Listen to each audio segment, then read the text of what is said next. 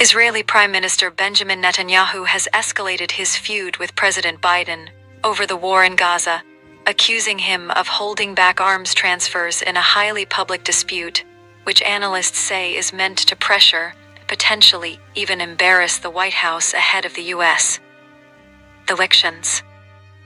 The week-long clash began when Netanyahu released a video claiming he had spoken to Secretary of State Antony Blinken during a visit to Israel about how it was inconceivable the U.S.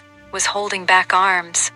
The accusation was quickly denied by Blinken and other officials in the Biden administration who criticized Netanyahu for sparking conflict.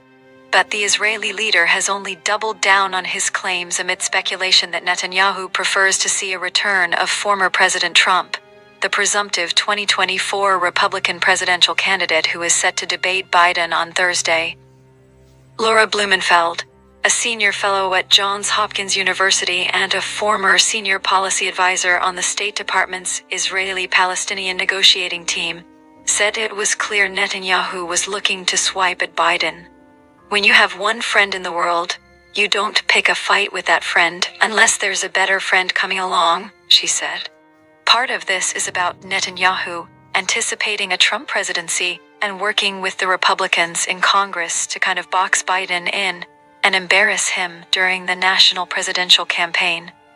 Former Israeli leader Ehud Olmert wrote a biting op-ed on Wednesday, calling Netanyahu's public criticism of the U.S. an irresponsible provocation that risked shattering the complex relationship between the countries.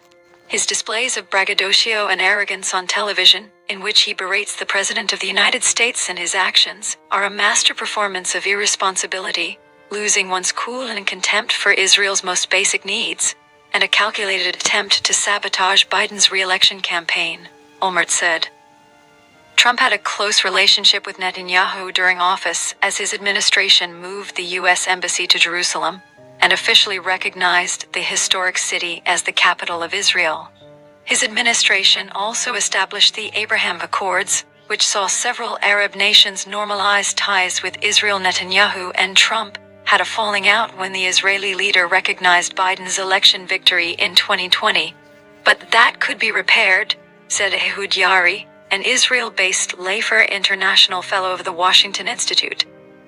Netanyahu believes it can be reconstituted, this special relationship, he said, as the feeling grows in Israel that Trump may come again. Netanyahu's spat with the White House contrasts with his defense minister, Yoav Gallant, who is in Washington this week to meet with top officials including Blinken and Defense Secretary Lloyd Austin. Gallant is a member of Netanyahu's far-right Likud party, but he has disagreed with the prime minister before, including on Way.